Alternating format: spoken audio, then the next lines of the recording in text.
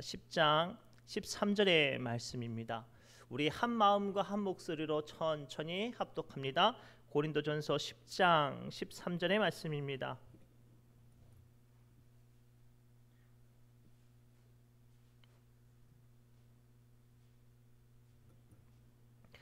우리 다 찾으신 줄 알고 한 목소리로, 한 마음과 한 목소리로 천천히 읽겠습니다. 시작. 사람이 감당할 시험 밖에는 너희가 당한 것이 없나니 미쁘사 너희가 감당하지 못할 시험 당함을 허락하지 아니하시고 시험 당할 쯤에 또한 피할 길을 내사 너희로 능히 감당하게 하시느니라. 아멘. 우리 옆 사람 이렇게 축복할까요? 하나님께서 살 길을 예비하십니다라고 축복합시다. 하나님께서 우리의 살 길을 예비하시는 줄 믿습니다. 특별히 아이고 죽겠네라고 말씀하시는 분들은 하나님께서 살 길을 예비하신 줄 믿습니다.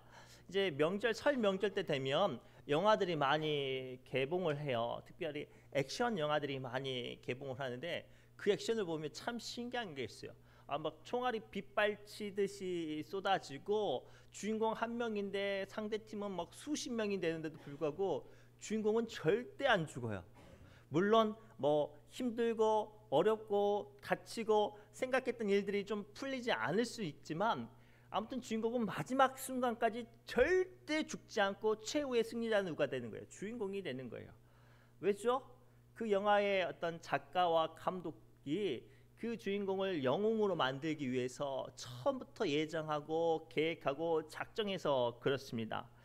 우리도 세상을 살아가다 보면 원치 않는 고난과 어려움과 절망을 만나요. 그러나 그 순간마다 우리는 꼭 기억해야 돼요. 우리는 하나님 앞에 자녀요. 하나님께서 주신 약속에 있는 하나님 앞에 주인공 된 사람들인 줄 믿습니다. 물론 고난과 원치 않는 아픔으로 인해서 아파하겠지만 모든 과정을 통해서 하나님은 우리를 믿음의 주인공으로 세워주시고 하나님의 역사하심이 우리 안에 임하시는 줄 믿습니다. 특별히 오늘 말씀을 붙잡고 어떤 어려움이나 어떤 계획 가운데 있다면 살 길을 예비하신 하나님, 그리고 그 하나님을 만나시고 그로 인해서 우리에게 주시는 영적인 교훈을 발견하기 바랍니다. 오늘 말씀을 통해서 주님께서 우리에게 주신 첫 번째 교훈이 이거예요. 하나님의 시험은 우리를 망하게 하심이 아니라 우리를 이기게 하시기 위해 주셨다는 사실이에요. 우리 13절 말씀 함께 읽겠습니다. 시작.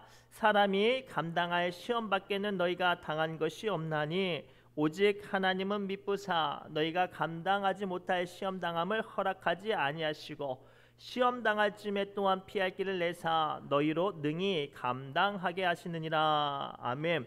오늘 본문의 말씀에 등장하는 시험이라는 헬라어 단어는 페라조라고 하는데요. 한국말로는 그냥 시험이라는 한 단어로만 번역을 해요. 그런데 이 단어를 영어 성경으로 보면 두 개 단어로 해석을 합니다. 하나는 테스트, 어떤 사람의 영적인 가치와 실력과 저력과 또 크고자 하는 인내함을 확인하는 훈련을 테스트로 말하고 그것이 하나님이 주신 시험이라고 해석을 합니다. 또 다른 시험은 템프테이션이라고 하는데 무슨 뜻인가 하냐면 사탄이 작정하고 이 사람을 망하게 하고 죽이게 하려고 작정하고 유혹하는 것, 그것들 또한 시험이라고 해석을 합니다. 그런데 오늘 본문에 등장하는 시험은 사탄이 작정하고 죽이려고 하는 그 시험이 아니라 하나님이 우리를 향한 주님의 계획하심과 우리의 믿음과 우리의 삶 가운데 역사하시는 하나님의 손길들을 보여주는 것을 말을 하고 있어요. 또 나아가 이 시험을 통해서 주님은 우리의 믿음과 우리의 마음과 우리의 삶을 책임져 주시고 이것들 통하여서 우리는 좀 더 성숙한 믿음의 사람으로 성장하는 줄 믿습니다. 대표적으로 아브라함과 욥의 시험을 통해서 우리는 발견할 수 있어요. 아브라함이 하나님께서 복을 주신다고 말씀하시면서 가나안 땅으로 인도해 주셨어요. 그럼 복을 주셔야 되잖아요. 그런데 100세가 될 때까지 아들조차 없었어요. 얼마나 그 마음이 힘들고 어려웠을까요? 그러나 하나님께서 그 시간을 통해서 아브라함을 어떻게 만드시죠? 성숙한 믿음의 사람, 약속의 사람, 하나님의 뜻을 아는 사람으로 만들어 주셨습니다. 욥은요 동방의 의인이라고 표현할 정도로 하나님 앞에 완벽했던 사람이었습니다. 그러나 사탄이 욥을 죽이기로 작정하고 공격을 했어요. 그러나 하나님께서 사탄에게 뭐라고 말씀하시죠? 공격은 하되 시험은 하되 그의 생명은 해하지 말라라고 말을 해요. 사탄의 죽이기로 작정한 시험조차도 하나님이 간섭하시니 그 생명을 보호하시고 그를 연단하시는 과정이 되었어요.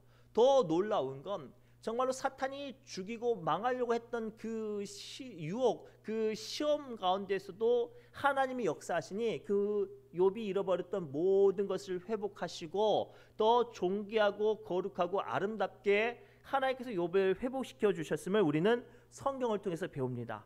사랑하는 성도 여러분, 오늘 말씀을 통해서 우리는 분명히 발견해야 합니다. 지금 당하는 고난과 어려움의 시험은 하나님이 우리를 작정하고 망하게 하기 위해서 주심이 아니라 이 시간을 통해 하나님이 나를 향한 계획하심과 나의 성숙한 믿음과 더 나아가 내가 하나님 앞에 더 존귀한 존재로 성숙되어져가는 과정인 줄 믿으시기 바랍니다. 그리고 이 모든 시험을 잘 이겨내시면 주님이 주시는 큰 위로와 은혜가 우리를 회복하고 위로하고 붙들어 주는 줄 믿습니다.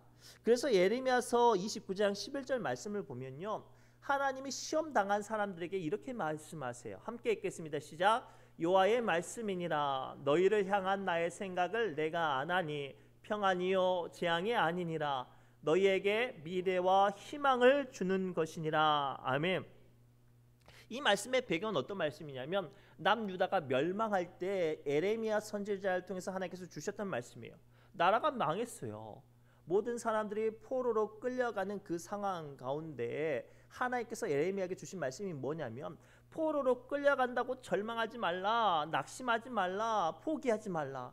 내 생각은 너희에게 재앙이 아니라 평안과 희망을 주는 것이라 라고 말씀하시면서 이들이 포로로 끌려간 그 땅에 그들의 믿음이 더욱더 숭고해지고 하나님 앞에 더욱더 복되고 귀하게 된다는 사실을 말씀하고 계세요.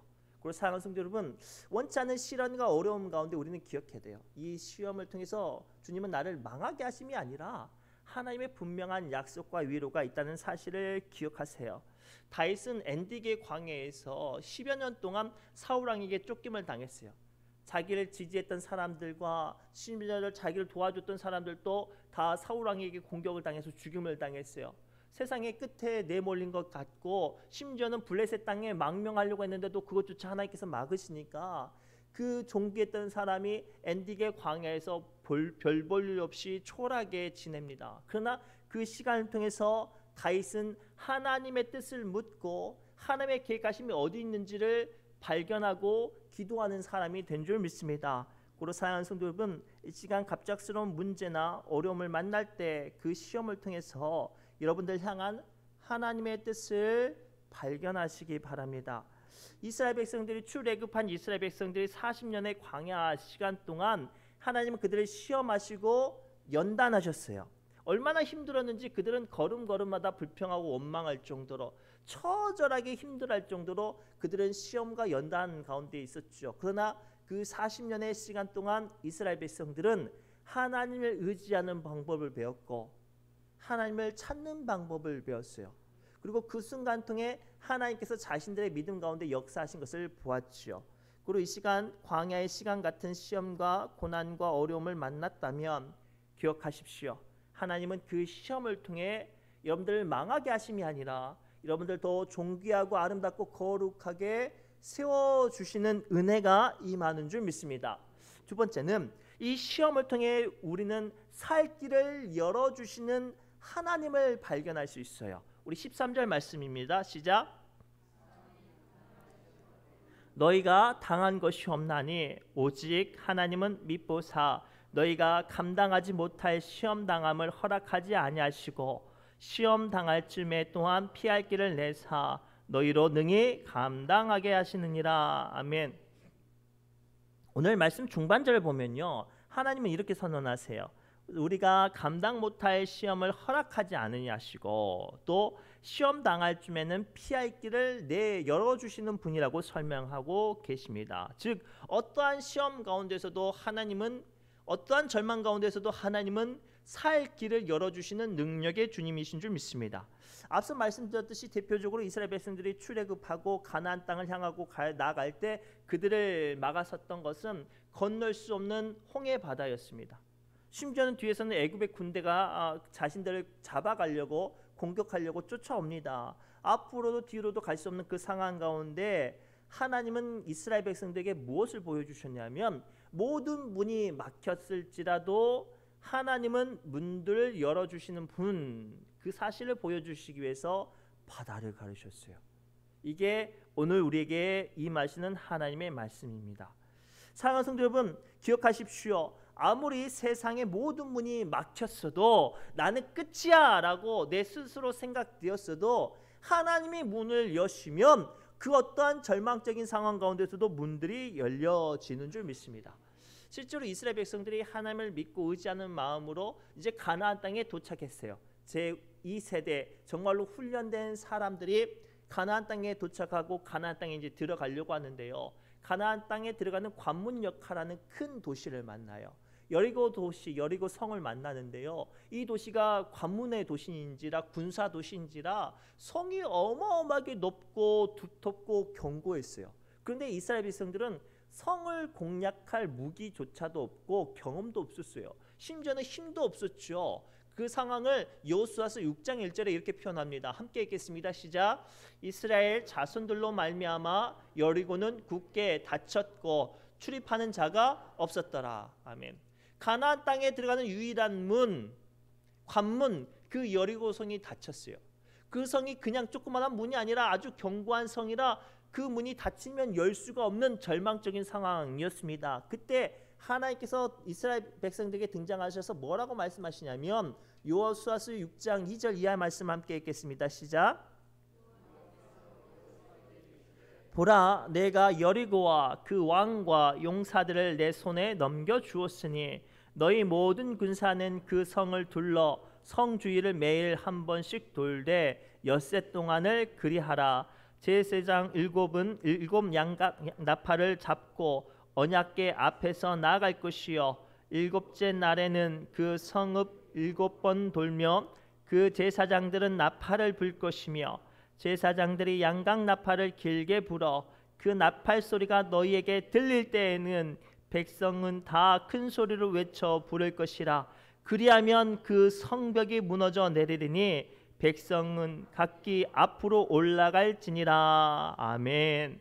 이후에 진행되는 말씀은 우리가 익히 아는 대로 모든 문이 닫혀진 그 견고한 성이 하나님의 말씀에 순종하고 그 말씀을 전전히 붙잡고 묵묵히 감당하고 하나님을 향한 큰 부르짖음이 임한 그 시간, 하나님은 사람의 힘으로 무너뜨릴 수 없는 모든 문이 막혀버렸던 그 여리고성을 무너뜨려서 나아갈 길을 열어주셨습니다. 사랑하는 성도 여러분, 오늘 우리에게 주시는 귀한 영적인 비밀이 두 번째 비밀이 이거예요. 우리 눈으로는 닫혀졌던 문제, 이제 끝났어 라고 생각하는 그 순간에도 하나님의 역사하시면 그 절망적인 상황 가운데서도 문이 열려지는 줄 믿습니다. 제가 가끔 제가 이제 청소년 사역을 좀 오래 했어요. 그리고 또 이제 청년부 그 사역을 오래 했는데 그런 사역을 오래 하다 보니까 대체적으로 만나는 이제 그들에게 가장 큰 문제가 뭐냐면 청소년들에게는 대입 문제, 그리고 직장인들에게는 이제 취직의 문제가 큰 관문이더라고요. 근데 안타깝게도 이 아이들이 교회는 다니면서 기도할 생각하지 않고 어떤 고민을 하냐면 자기 현재 실력을 형편을 보는 거예요. 가고 싶은 데는 여긴데 자기 실력이 보잘것 없으니까 차마 거기를 바라보지도 못하고 자꾸만 시선이 밑으로 내려가고 더 나아가 자기를 포기하는 모습들을 너무 많이 봤어요. 그때마다 제가 담대히 믿음으로 선언합니다. 야, 하나님께서 말씀하셨잖아. 내 입을 크게 열라 내가 채우리라 말씀하셨어요. 너는 내게 부르짖으라 내가 내게 응답하겠고 라고 말씀하셨어요. 그러니 너희가 믿는 믿음이 있다면, 최선을 다해서 노력했다면 너희의 소망대로 큰 것들을 바라보고 사모해라. 그 이야기를 꼭 했어요.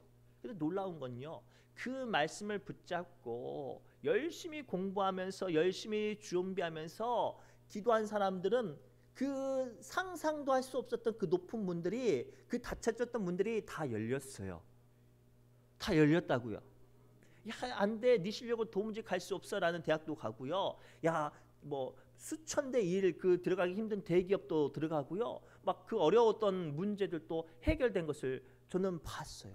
근데 반대로 그냥 예, 압니다. 기도하면 되겠지요라고 말하면서 자기도 모르게 자꾸만 믿음의 눈들을 바닥으로, 다른 데로, 내 형편에, 내 삶 가운데 나 같은 것이 이렇게 했던 친구들은 다 고만고만하게 되더라고요. 참 안타까웠어요. 사랑성도분, 우리 하나님은요, 어떠한 절망 가운데서도 어떠한 닫혀진 문들도 여시는 분인 줄 믿습니다.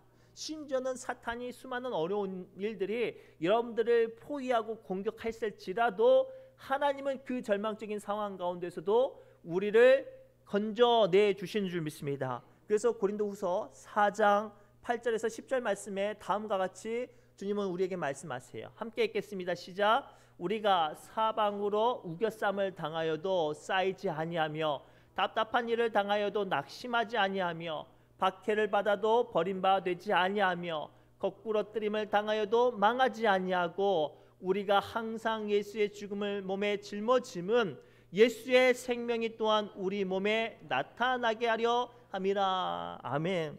이 말씀을 붙잡으세요. 아무리 절망적인 상황 가운데서도 하나님의 문이 여시면 그 문이 열려질 줄 믿습니다. 마지막으로요, 살 길을 예비하신 하나님이 우리에게 주시는 마지막 약속은 무엇인가 하냐면, 이 시험으로 하여금 하나님은 능히 감당하고 이기게 하시는 줄 믿습니다. 우리 13절 말씀을 다시 한번 천천히 읽겠습니다. 시작.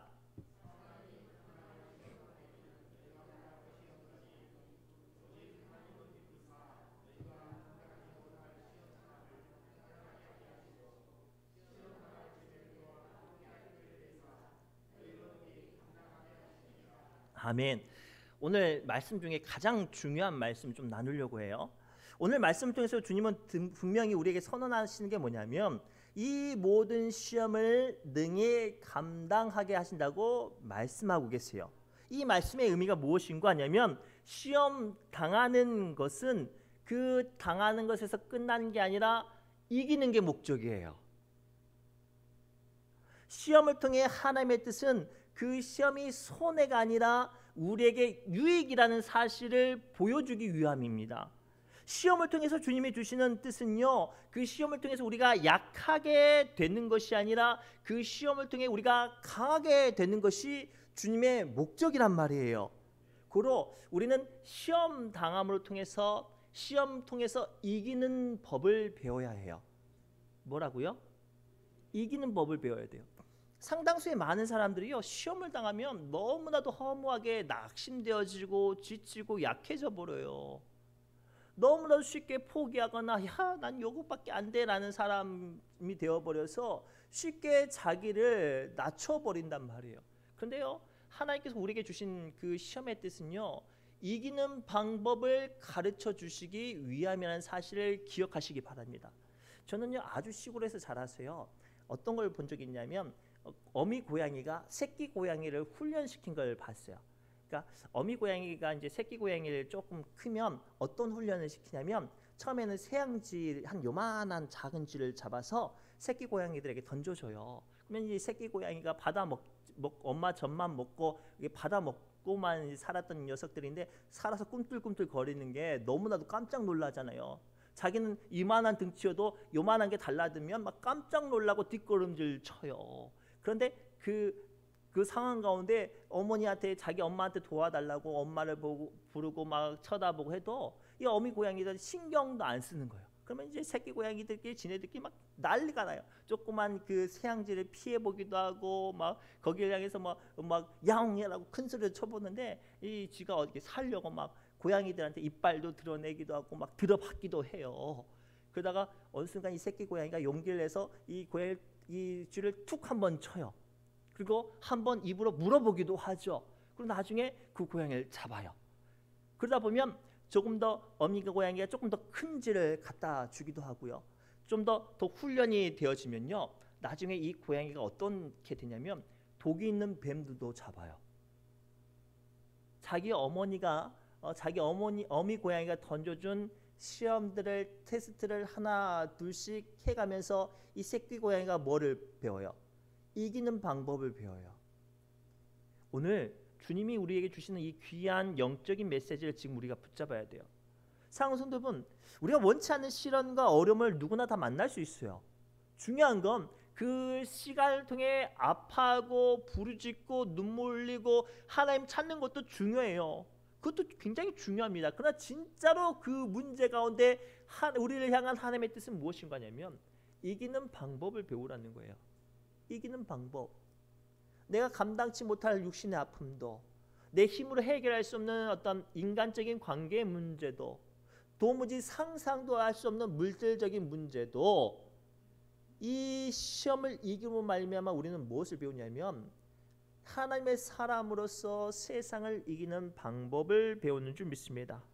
그래서 찬송가 336장 보면 찬송가 가사가 이렇게 돼 있어요. 336장입니다. 우리 한번 찬송할까요? 환난과 핍박 중에도 성도는 신앙 지켰네. 이 신앙 생각할 때에 기쁨이 충만하도다. 아멘. 예, 우리 기독교만큼 박해를 많이 받았던 종교가 없어요. 초대교회 때는요, 얼마나 박해를 많이 받았는지 어른부터 아이까지 산채로 불에 던져지기도 하고 사자굴에 던져지기도 하고요, 말도 못하는 고문과 화형도 받았어요. 그런데요, 오늘날 이 기독교가 전 세계 가장 강력한 종교가 될 수 있었던 힘은 거기서 시작이 돼요. 어떠한 환난과 핍박 가운데서도 우리는 겨우 거기를 건디고 버틴 게 아니라 그 시험을 이기는 사람들이 되었기 때문에 오늘날 그 어떠한 세력도, 어떠한 사단의 공격도, 어떠한 어둠 가운데서도 우리는 능히 이기는 사람이 되는 줄 믿습니다. 그래서 우리에게 중요한 건 이 믿음을 붙잡고 나가는 거예요. 요한일서 5장 4절 통해서 주님은 우리에게 분명히 선언합니다. 함께 읽겠습니다. 시작. 무릇 하나님께로부터 난 자마다 세상을 이기느니라. 세상을 이기는 승리는 이것이니 우리의 믿음이니라. 아멘. 부디 내가 믿음의 사람이라면, 여러분들 믿음의 사람들이라면 이제 더 이상 약해지지 마세요. 더 이상 아파하지 마세요. 물론 아파하거나 약해질 수 있어요. 그러나 그로 인하여서 지지 마세요. 이기는 사람 되시기 바랍니다. 이것을 이겨내야 우리는 한 걸음 더 앞으로 전진할 수 있어요. 이것을 이겨내야 그 너머에 있는 하나님의 뜻과 위로와 주님의 축복과 주님의 역사하심을 붙잡을 수 있다고요. 한없이 언제까지 무너지고 언제까지 주저앉고 언제까지 하수연만 하겠습니까? 사랑하는 성도 여러분, 오늘 주신 말씀을 붙잡고 우리는 담대히 믿음의 한 걸음을 내디뎌야 할 때가 바로 이때인 줄 믿습니다. 이제 이 말씀을 붙잡고 이후로는 더 이상 낙심하지 마시고 절망하지 마시고 공고하지 마시고 믿음으로 이기는 귀한 사람 되시길 바랍니다. 말씀을 맺겠습니다. 우리는 하나님의 사람, 믿음의 사람들입니다. 그럼에도 불구하고 원치 않는 시련과 어려움을 당할 수 있습니다. 그러나 그 순간 절망하지 마십시오. 어떠한 절벽이 우리에게 다가와도 하나님은 문들을 열어주실 줄 믿습니다. 더 나아가 우리에게 닥치는 모든 시험을 통해 우리는 지금 이기는 방법을 배우고 있습니다. 이 말씀을 붙잡고 반드시 이기시기를, 주님을 바라보며 반드시 승리하시기를 주님의 이름으로 축복합니다. 기도합니다. 주님, 이 시간 주신 말씀을 붙잡고 우리 사랑하는 믿음의 권속들을 축복하며 위로합니다. 원치 않는 고난과 내 몸과 마음이 지치고 약할 때 한없이 무너지는 우리의 모습을 봅니다. 주님, 오늘 주신 말씀을 붙잡고 어떠한 절망 가운데서도 어떠한 여건 가운데서도 살 길을 열어주시는 주님을 만나게 해주시고, 더 나아가 이 문제들 통해서 우리가 이기는 방법을 배우는 믿음의 사람들 되게 해 주옵소서. 모든 말씀 우리를 구원하신 예수님의 이름으로 간절히 축복하며 기도드리옵나이다. 우리 새노래 찬양지 166번 찬송하며 기도의 자리로 나아갑니다.